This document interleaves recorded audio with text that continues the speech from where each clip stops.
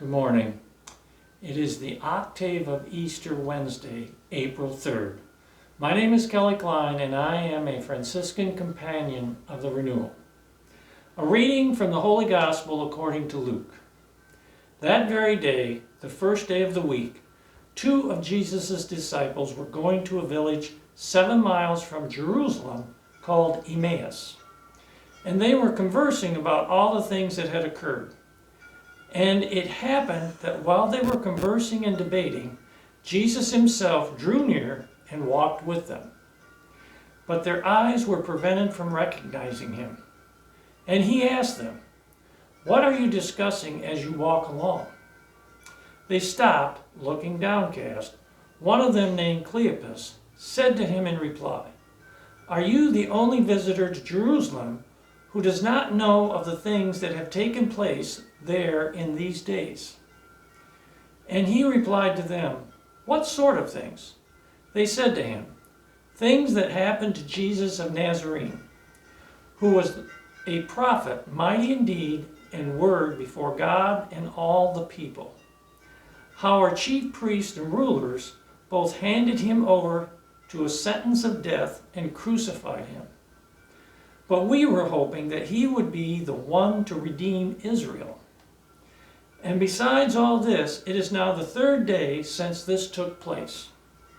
Some women from our group, however, have astounded us. They were at the tomb early in the morning and did not find his body. They came back and reported that they had indeed seen a vision of angels who announced that he was alive. Then some of those with us went to the tomb and found things just as the women had described, but him they did not see. And he said to them, 'Oh, how foolish you are, how slow of heart to believe all that the prophets spoke.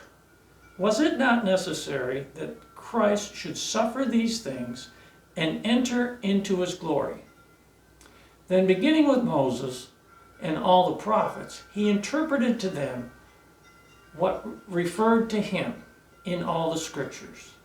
And as they approached the village to where they were going, he gave the impression that he was going on further.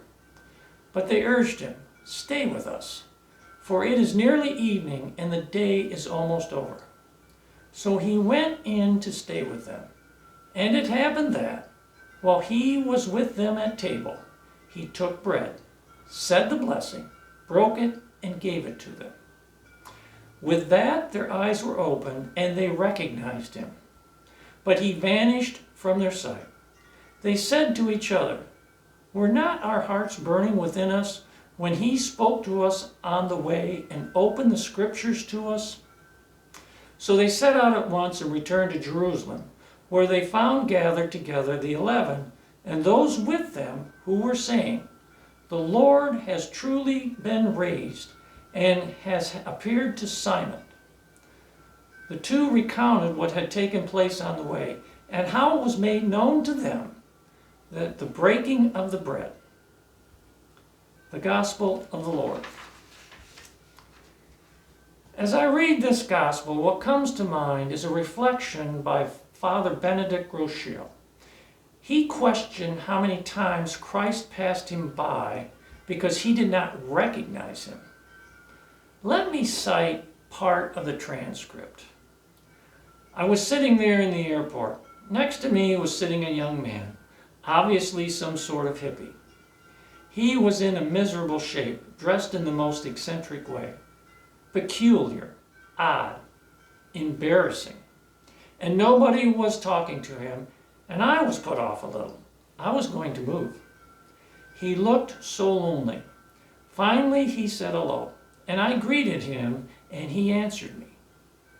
He was a suffering soul, a sensitive soul, and all his eccentricity and rejection of the standards of society melted away because he was suffering. He was suffering mostly because of himself. We must have made an odd-looking couple sitting there at the airport. But I thought to myself how easily Christ could have passed me by. For your suggestion today, Reflect on those times when somebody was telling you about all their troubles. And when you walked away, did you say to yourself, I wasted so much time listening? You listened to Christ. Perhaps tonight in your evening prayers you should add, so many times I let Jesus of Nazareth pass me by. Thank you.